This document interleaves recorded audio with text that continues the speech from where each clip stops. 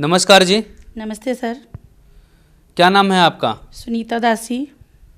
बहन जी, आप कहाँ से आए हैं? मैं अलवर राजस्थान से हूँ। संत रामपाल जी महाराज जी से आपने नाम दीक्षा कब ली? 7 दिसंबर 2009 को। संत रामपाल जी महाराज जी से नाम दीक्षा लेने से पहले आप क्या भक्ति साधना करते थे? जो हिंदू धर्म में प्रचलित है वही साधना, देवी देवताओं को मानना, मतलब और जो पूर्वज करते श्राद्ध पितृ पूजा सब कुछ करते थे। व्रत भी रखती थी। मैं छोटी सी थी जब से मंदिरों में जाना, जैसे महिलाओं को, बुजुर्ग महिलाओं को देखती थी उनके अकॉर्डिंग कि मैं उनका पीछा, जैसे वो परिक्रमा लगाती तो मैं भी लगाती थी, सब कुछ वो करती थी। मैं छोटी सी से मतलब पूजा अर्चना में बहुत ज़्यादा मतलब मुझे श्रद्धा थी। नवरात्रि हमारे मायके पक्ष में होता नहीं था, लेकिन मैं देवी जी को बहुत ज़्यादा इष्ट मानती थी, इसलिए घर वाले मना भी करते थे तो मैं पड़ोस में जाके नवरात्रि की पूजा करती थी। इस पे मेरी बुआ बोलती भी थी कि तू क्या कर रही है, अपने घर में ये होता भी नहीं है, फिर भी पता नहीं तू क्यों देवी को मानती है। लेकिन मैं फिर भी चोरी छिपे जैसे भी मैं देवी जी की पूजा करती थी। बहन जी, आप इतनी भक्ति साधना कर रहे थे, यहाँ तक कि आप देवी जी को चोरी छिपके से भक्ति करते थे देवी जी की।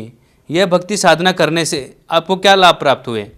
सर, लाभ की तो बस कुछ भी प्राप्त नहीं हुआ, क्योंकि 14 साल की उम्र में ही मेरी मम्मी का निधन हो गया था।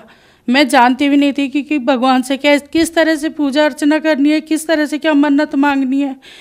हमारे अलवर राजस्थान में ही भर्तरी बाबा की स्थान है, धार्मिक स्थल है, वहाँ पर सब सवामनी वगैरह करते थे। तो मैं बहुत छोटी थी तो मैं वहाँ पर मैं भी गई थी धार्मिक स्थल पर। भर्तरी बाबा के सामने कहा यहाँ पे जो भी मांगते हैं वो मन्नतें पूरी होती है। मैं जानती भी नहीं थी मन्नत होती क्या है, सवामनी क्या होती है, लेकिन फिर भी मैंने भर्तरी बाबा जी के जाके कहा कि पर हे भर्तरी बाबा, मेरी मम्मी को सही कर दोगे तो मैं सवामनी करूँगी। सवामनी होती क्या है मैं जानती भी नहीं थी, लेकिन फिर भी मैं मन्नत मांग के आई, लेकिन कुछ भी लाभ नहीं हुआ। जिसने जहाँ कहा हमने वो व्रत किया, लेकिन फिर भी किसी ने भी मेरी मम्मी को नहीं बचाया। मैं वैश्य जाति से हूँ, इसलिए वैश्य जाति में वैसे पूजा अर्चना उद्यापन सब कुछ होता था, इसलिए हम सारी धर्म पूजा करते थे, लेकिन कुछ भी हमें लाभ नहीं हुआ। मेरी मम्मी को भी टीबी हो गया था, खूब इलाज कराया, लेकिन उसके बावजूद भी उन्हें कोई नहीं बचा पाया। इतनी पूजा करते करते मुझे इतनी प्रॉब्लम हो, शादी के बाद 1 साल बाद से ही मैं बीमार रहने लगी। बहुत चारों तरफ डॉक्टरों को दिखाते थे, लेकिन डॉक्टर समझ ही नहीं पाते थे कि इसको क्या बीमारी है। किसी डॉक्टर ने मतलब फिशर का ऑपरेशन कर दिया, किसी ने अपेंडिक्स का ऑपरेशन कर दिया, उसके बावजूद भी मेरी बीमारी एज इट इज़ बनी रहती। डॉक्टर कहते पता नहीं ये है क्या, हमारी तो समझ के बाहर है, इसके लिए तो कोई बाहर से ही डॉक्टर मंगाना पड़ेगा। कोई समझ ही नहीं पाता था। फिर मैं इतनी ज़्यादा बीमार रहती थी, तो जब मेरे पिताजी का देहांत हुआ तो मेरी बुआ जी आई थी बॉम्बे से। उन्होंने कहा कि तू इतनी ज़्यादा बीमार रहती है तो हमारे गुरुजी हैं, तू उनके पास चल, वहाँ पे जाके तू तेरा ना सारी समस्या ख़त्म हो जाएगी। तू इतनी बीमार रहती है, इतने धर्म मतलब झाड़ फूंक सब कुछ करवाया सर। हमारे मतलब ससुराल पक्ष में इन चीज़ों पे ध्यान नहीं देते थे, लेकिन मेरे भाइयों ने कहा कि मेरी बहन का डॉक्टरी इलाज फेल हो गया तो इन्हें झाड़ा फूका कराया जाए। तो जहाँ भी जो भी कहते कि आज रात के 2 बजे लेके आना है तो रात के 2 बजे लेके जाते। किसी कहे कि पुल के नीचे ये कर आओ, कि सिंदूर लिया, कोई मृगनैनी का वो खा लो, जो कहा जो हमने किया, लेकिन मैं मौत के मुंह में जाती रही, कोई हमें बचा नहीं पाया। जैसे रात होती तो रात होते ही मेरे शरीर में अजब सा पेन, इतना ज़्यादा कि जैसे करंट लग रहे हैं, शरीर में आग कोई जला रहा है मेरे शरीर को, इस तरह की पीड़ा होती थी। सब सोते थे लेकिन मैं पूरी रात तड़पती थी। कोई मुझे मतलब जैसे बिना पानी के मछली तड़पती है इस तरह से मैं तड़पती थी। कोई मतलब इलाज ही नहीं था। और सब ये कहते कि दुर्लभ जी जयपुर जैसे बड़े हॉस्पिटल में मेरा इलाज चला, और डॉक्टर भी ये कहते थे कि ये तुम्हारी मेंटेलिटी है, तुम्हें कुछ भी नहीं है, कुछ रिपोर्ट में तो कुछ आते ही नहीं है, कुछ भी नहीं है तुम्हें। बहन जी, फिर आपको संत रामपाल जी महाराज के बारे में कैसे पता चला? बॉम्बे से मेरी बुआ है केसरमई, अब वो सतलोक की वासी हो गई है, तो उन्होंने ही मुझे बताया कि बेटा तू इतनी बीमार रहती है, एक बार हमारे गुरुजी के पास जो भी जाता है सही हो जाता है, उनके पास सारी इलाज मतलब बीमारियों का इलाज है। तो हम गुरु में कोई विश्वास नहीं करते थे, आश्रम वगैरह हम मानते नहीं थे कि आश्रम में तो ऐसा वैसा होता है। मतलब जिस तरह से अभी 2-4 आश्रमों का वो निकला, इस तरह से हम समझते हैं कि आश्रम वगैरह में हम बिल्कुल भी विश्वास नहीं करते थे। तो हमने कहा कि बुआ जी ऐसे बोलती हो, ये भी कोई होता है गुरुजी, ऐसे कर भी सकते हैं क्या? तो हम नहीं मानते। फिर बुआ जी ने कहा नहीं, एक बार चल के देख कि वहाँ पे क्या होता है। फिर हम उनके कहने पे वो मुझे 7 दिसंबर 2009 को हम बरवाला आश्रम गए। लेकिन बरवाला आश्रम पहुंचने से पहले ही हमें भिवानी स्टेशन आता है, तो वहाँ पर कोई बालाजी से जा रहे थे। उन्होंने कहा मेरे भाई से कि तुम कहाँ जा रहे हो? हमने कहा कि हम संत रामपाल जी महाराज के आश्रम में जा रहे हैं। तो फिर उन्होंने बताया कि नहीं, वो तो गलत है, ये है, तुम अपनी बहन बेटियों को कैसी जगह लेके जा रहे हो, जा रहे हो। तो मेरी बुआ जी को नींद आ गई थी। हमें थोड़ा लगा भी था कि बुआ जी हमको कहाँ लेके जा रही, क्योंकि बुआ जी ने करोथा कांड के बारे में हमें बिल्कुल भी नहीं बताया था। तो हमने कहा पता नहीं कहाँ लेके जा रहे हैं, समझ में नहीं आ रहा। आश्रम के नाम से वैसे डर लगता था, फिर उन्होंने हमें बताया तो हमें और भी डर लगने लग गया। फिर मेरे भाई ने, मैं सोच के आई थी कि मैं 8-10 दिन रुकूंगी पहली बारी बुआ जी के साथ आश्रम में। फिर मेरे भाई ने कहा कि नहीं, मैं तुझे नहीं रुकने दूंगा, अब अपन को वापस ही चलना है। मैं कहा अपन इतनी दूरी पे आ गए तो एक बार आश्रम में जाके देखते तो हैं कि भाई क्या है क्या नहीं है, हम चलेंगे आश्रम में। फिर ऐसे करके हम आश्रम में पहुँचे। फिर वहाँ पे हमने जो माहौल देखा, सब कुछ देखा, तो हमने सोचा कि ये वहाँ पे हमें क्या बता रहे थे और यहाँ तो बिल्कुल सब कुछ अलग है। फिर उन्होंने नियम बताए कि नाम लेने के लिए, तो फिर नियम हमें थोड़े से वो लगे। फिर उन्होंने हमें जब ज्ञान समझाया तो हमें समझ में आया और मैंने 7 दिसंबर 2009 को संत रामपाल जी महाराज से नाम दीक्षा ली। क्या जो आपकी बीमारी थी डॉक्टर डिटेक्ट नहीं कर पा रहे थे, आपको अजीब सी जलन होती थी, और ये सब बीमारी संत रामपाल जी महाराज से दीक्षा लेने के बाद क्या ठीक हो गई? जी सर, बिल्कुल ठीक हो गई और मुझे जीवन दान मिला। क्योंकि संत रामपाल जी महाराज की शरण में जाने के बाद गुरु जी ने मेरे ऊपर, परमात्मा ने इतनी रजा की कि जो डॉक्टर समझ ही नहीं पा रहे थे कि मुझे बीमारी क्या है। मेरी MRI की रिपोर्ट 1 साल पहले डॉक्टरों को उसमें जो ट्यूमर था वो नज़र नहीं आया। लेकिन जब संत रामपाल जी महाराज ने मुझे आश्रम से भेजा कि बेटा अब दोबारा एक बार डॉक्टरी इलाज लो, तब उसमें उसी 1 साल जो पहले MRI हुई थी उसी में ही सब डॉक्टरों को वो ट्यूमर की रिपोर्ट नज़र आ गई। उन्होंने कहा कि ये पहले हमें क्यों नहीं दिखाई दी। उसके बाद तो मुझे बॉम्बे भेजा गया। तो मतलब AC कोच में मेरी सीट होती थी, रिजर्वेशन होता था, लेकिन मैं बैठ भी नहीं सकती थी पूरे टाइम। मतलब अलवर से और बॉम्बे तक मैं खड़ी ट्रैवलिंग करती थी। मुझे देख के सामने वाला भी रोने लग जाता था, इतनी तड़पती थी कि कोई भी मुझे, मतलब कोई सो ही नहीं पाता था। सब देखते थे कि ये कितनी तड़पती है, इतना ज़्यादा पेन होता था कि बता नहीं सकती। वो दिन याद करके सर, मेरे छोटे छोटे बच्चे थे, मैंने परमात्मा से कहा कि परमात्मा मेरे बच्चे मेरे बिना अनाथ हो जाएंगे। परमात्मा ने कहा कि बेटा बंदी छोड़ तेरे साथ है, मैं तेरे साथ हूँ, तो जा डॉक्टर के पास। जैसे ही मैं गई वहाँ पे उन्होंने कहा कि 36 घंटे का ऑपरेशन है। डॉक्टर खुद भी नहीं बता पा रहे थे, 2 डॉक्टर थे, आधे शब्द वो बोल रहे थे, आधे वो बताने में भी हिचकिचा रहे थे कि इसको कैसे बताया जाए कि किस तरह की बीमारी है इसे। फिर भी जैसे तैसे करके उन्होंने बताया। उन्होंने कहा कि आपको लेट बात की जगह हटा दी जाएगी, परमानेंट थैली लगी जाएगी, इस तरह के करके उन्होंने मेरा मेजर ऑपरेशन बताया। 3 बार डॉक्टरों ने मुझे ऑपरेशन की डेट दी। तो जैसे ये पहली बार बताया तो मैं इतनी रोई गुरुजी के सामने आके कि गुरुजी अब मैं क्या करूं। संत रामपाल जी के सामने गिड़गिड़ाई। परमात्मा ने कहा बेटा मैं तेरे साथ हूँ, तू जा। मैं जब भी ऑपरेशन के लिए बॉम्बे जाती तो गुरुजी के आश्रम में ज़रूर आती थी आशीर्वाद लेने के लिए। परमात्मा कहते कि तू जा, मैं तेरे साथ हूँ। फिर वहाँ जाके एक बार हमने मेडिसिन तक ले ली थी, लेकिन फिर मैं गुरुजी को मैंने ईमेल भेजा बॉम्बे से ही कि गुरुजी अब मुझे कोई नहीं बचा सकता, मेरा क्या होगा। परमात्मा ने कहा कि बेटा चिंता मत कर, मैं तेरे साथ हूँ, मैं तेरे साथ कुछ भी बुरा नहीं होने दूंगा। उन्होंने दूसरी बार भी मेरा ऑपरेशन टाल दिया। तीसरी बार फिर डॉक्टरों ने कहा कि लास्ट डेट दी। मैं कहा बार बार मुझे ये डेट दी जा रही है और अब मेरा क्या होगा। मैं तीसरी बार, हमारा नंबर आने वाला था, डिस्प्ले पर नंबर आने वाला था। डॉक्टर ने कहा वेट करो, क्योंकि मीटिंगें चलती थी मेरी। जब डॉक्टर बताते थे उससे पहले मीटिंग करते थे, फिर उसके बाद हमें बताते थे कि मेरे साथ क्या होना है और क्या नहीं होना। फिर उन्होंने जगह जगह मतलब सारे 4-5 टीम होती थी, गैस्ट्रोलॉजी की, प्लास्टिक सर्जरी, सबसे मिलने के लिए कहा कि तुम जाओ। तो मैं जिस भी टीम से मिलती थी तो वो कहते थे तुम्हें पता है तुम्हारा कितना बड़ा ऑपरेशन है, तुम्हें पता है तुम्हारा कितना बड़ा, मतलब पूरा टाटा मेमोरियल के जो डॉक्टर थे, जो मेरा डॉक्टर अजय पुरी, वो सब हिल से गए थे कि ये क्या बीमारी है, और मैं उस पेशेंट से मिलना चाहता हूँ जो ये ऑपरेशन कराने के लिए तैयार हुई है। मैं तैयार केवल इसलिए हुई थी कि मेरे छोटे छोटे बच्चे थे, और मेरे जो नंद की जेठ थे वो डॉक्टर थे। उन्होंने कहा कि अगर भाभी ऑपरेशन कराती है तो हो सकता है ये 8-10 साल जिंदा भी रह जाए और अपने बच्चे देख सकती है, इनके बच्चे बड़े हो जाए इतने। तो डॉक्टर भी कह रहे हैं कि मैं वो पेशेंट से दोबारा मिलना चाहता हूँ कि उसने इतना बड़ा ऑपरेशन जो 36 घंटे किससे कहते हैं, हमारी आंखें इन्हीं पे गड़ी रहेगी, ये कैसे मतलब हम इनको झेल पाएंगे, किस तरह से इन्होंने हाँ किया है। लेकिन सिर्फ मैं अपने बच्चों की वजह से मैंने इतना बड़ा ऑपरेशन के लिए हाँ किया था। फिर डॉक्टर ने आखिर में डॉक्टरों ने कह दिया, तीसरी बार जब डिस्प्ले पे नंबर आया तो मैं मेरे हस्बैंड से कह रही थी कि 2 बार तो गुरुजी ने बचा लिया, अब मैं वापस नहीं जाऊंगी, अब मैं यहीं पे ही मर जाऊंगी। फिर इतने में डिस्प्ले पे नंबर आया और डॉक्टर ने कह दिया कि हम आपका इलाज नहीं कर सकते क्योंकि आपकी बीमारी अब हमारे बस की बात नहीं है, ये बहुत ज़्यादा फैल चुका है और हम कुछ भी नहीं कर सकते।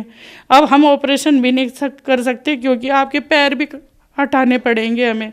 डॉक्टर ने कहा वैसे तुम अच्छे से चल रही हो फिर रही हो, लेकिन हमें पैर फिर भी काटने पड़ेंगे और हम जीते जी आपको व्हील चेयर पर नहीं बैठा सकते। फिर डॉक्टरों ने मुझे कह दिया कि सिर्फ एक ही है जो मतलब 1-1.5 महीने के लिए हम आपको ज़िंदा रख सकते हैं, जो आपको रेडिएशन लगेगा। फिर मैंने रेडिएशन के लिए मना करा। उन्होंने कहा नहीं, आपको रेडिएशन तो लेना ही पड़ेगा, जिससे आपके ट्यूमर को हम मतलब बिल्कुल हटा तो नहीं सकते, लेकिन 1-1.5 महीने के लिए आपकी उम्र बढ़ सकती है। इतना ज़्यादा पेन होता था कि मैं व्हील चेयर पर चलने लग गई थी, व्हील चेयर पर चलती थी। फिर थोड़े दिन आश्रम में रही, फिर बिल्कुल मुझे गुरु संत रामपाल जी महाराज ने कहा कि बेटा घर जाओ, तो फिर मैं धीरे धीरे अपने पैरों पे चलने लगी। लेकिन मैंने बॉम्बे में डॉक्टरों ने कहा कि अब आपका ऑपरेशन तो नहीं हो सकता, लेकिन आपको रेडिएशन तो लेना ही पड़ेगा। फिर डॉक्टरों के कहने पे मैंने रेडिएशन लिया। फिर मेरा 39 रेडिएशन लगा था। तो जैसे मैंने देखती थी कि 10-15 रेडिएशन के बाद किसी की स्किन जल के मतलब घाव से बाहर हट रही है, वो हो रहा है, तो मैं डरती थी कि मेरे साथ भी ऐसे ही होगा। मेरा तो 39, लेकिन डॉक्टर भी देख के कमाल शॉकिंग हो गए कि मतलब इतना रेडिएशन लगने के बाद भी मेरी स्किन पे कुछ भी नहीं हुआ। और डॉक्टर ने कहा कि रेडिएशन के दौरान आपकी तबीयत बिगड़ सकती है, आप साड़ी नहीं पहन सकते, गाउन पहनोगे, चल नहीं सकते मतलब। लेकिन मेरे साथ ऐसा कुछ भी नहीं हुआ। मैं लास्ट टाइम तक साड़ी भी पहने हुए थी, क्योंकि उन्होंने कहा गाउन पहनोगे क्योंकि वो शरीर में चिपक जाएगा, क्योंकि घाव बन जाएगा रेडिएशन लगने के बाद। लेकिन मेरे साथ ऐसा कुछ भी नहीं हुआ। और चारों तरफ जैसे इतनी बीमारी इतनी ज़्यादा थी कि जहाँ भी मैं जाती तो सब कहते कि ये शाने भोपे के, उसके बाद भी कहते कि वहाँ चलो आप सही हो जाओगे। तो फिर मैंने कहा कि चाहे कुछ भी हो जाए, मैं संत रामपाल, मैंने पूरी दुनिया देख ली, जहाँ जहाँ हमें देखना था वो देख चुकी। अब संत रामपाल जी महाराज की शरण छोड़ के कहीं नहीं जाऊँगी, चाहे मेरी जान ही चली जाए। बस परमात्मा का वो दिन था, परमात्मा ने ऐसी रजा करी कि सिर्फ एक रेडिएशन ही लिया, और रेडिएशन इसका कोई वैसा इलाज नहीं है, केवल वो रोक सकता है, बीमारी ख़त्म नहीं कर सकता। लेकिन संत रामपाल जी की असीम कृपा से मेरा वो मतलब ट्यूमर कैंसर बिल्कुल ठीक हो गया। बहन जी, संत रामपाल जी महाराज की कृपा से जो आपका कैंसर ठीक हो गया, ये कैसे संभव हुआ, जबकि डॉक्टरों ने तो आपका ऑपरेशन करने से मना कर दिया था? जी, संत रामपाल जी एक संत नहीं, वो पूर्ण परमात्मा है। वो संत रामपाल जी के चोले में पूर्ण सृष्टि रचनाहार कबीर साहब आए हुए हैं। क्योंकि एक साइंस भी जहाँ फेल हो जाती है वहाँ संत रामपाल जी का असर वो शुरू होता है। क्योंकि साइंस भी एक भगवान ही बना, साइंस भगवान से बढ़कर नहीं हो सकती, साइंस भी भगवान ने ही बनाई है। तो संत रामपाल जी की कृपा से ही मैं आज बिल्कुल सही, बिना ऑपरेशन, आज मैं टाटा मेमोरियल हॉस्पिटल में जाके देखती हूँ, छोटे छोटे बच्चे, बूढ़े बुजुर्ग सब इतना इलाज कराए और लास्ट में क्या होता है, मरते हैं। मुझे डॉक्टरों ने कहा कि सिर्फ 1.5-2 महीने आप बचोगी। मैं जब मेरे बच्चे छोटे छोटे थे तो मैं इतनी तड़पती थी कि जिंदा लाश थी ना, मैं लेटती तो कोई दूसरा ही लिटाता था, चद्दर भी कोई दूसरा उड़ाएगा, सब कुछ। और आज मैं अपने पैरों पे खड़ी हूँ, मैं दूसरों को भी, मतलब जो मुझे व्हील चेयर पे लेके जाते, आज मैं पब्लिक को व्हील चेयर पे लेके जाती हूँ, आश्रम में लेके जाती थी। और आज मैं घर पर बिजनेस भी शुरू कर दिया है। जो एक गिलास पानी नहीं, मेरी 2 साल की बेबी थी, उसको मैं दूध की बोतल, वो रोती थी, मैं दूसरों पे बोझ बनी हुई थी। मैं परमात्मा से ये कहती थी कि परमात्मा मैं दूसरों पे बोझ कब तक। तो परमात्मा, संत रामपाल जी महाराज ने कहा कि बेटी तू चिंता मत कर, तू अपना बोझ खुद उठाएगी, अपने बच्चों का खुद काम करेगी, सब कुछ। मतलब जो मैं मन में सोचती थी, मैं सुनती थी कि भगवान भी कहाँ है, कैसा होता भी है क्या नहीं भगवान। मैं जब शुरू में संत रामपाल जी महाराज के पास गई तो मैं तड़पती थी इतना ज़्यादा। ऐसा नहीं है, मैं 8 साल तक दिन रात क्या होता है, मैं सोती नहीं थी, पूरी दुनिया सोती थी, मैं पूरी रात जगती थी, खड़ी रहती थी। मतलब पूरा टाइम मैं यही सोचती थी कि कब दिन की चिड़िया की आवाज़ आए, कब। मैं बॉम्बे में 4 महीने रही थी तो मुझे ये लगता है कि कब सुबह लोकल ट्रेन 4 बजे शुरू हो जाती है, तो कब लोकल ट्रेन की आवाज़ शुरू हो कि भाई दिन निकल। मतलब ऐसे तड़पती थी मैं, दिन रात खड़े रहती थी। समझ में नहीं आता था कि मेरा ये जीवन इतना कष्टमय है। मैं संत रामपाल जी महाराज से कहती थी कि मुझे मौत दे दो, मुझे मौत दे दो, मुझे नहीं जीना। क्योंकि जब मैं कहराती थी तो पूरा आश्रम गूंज जाता था, इस तरह की मुझे तड़प होती थी।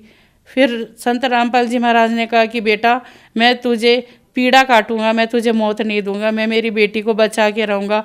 इतने साइंस तो इतनी है, क्यों नहीं इतने हॉस्पिटल भरे हुए, क्यों नहीं सही हो जाते, क्यों फिर भी मर रही है पब्लिक, क्यों।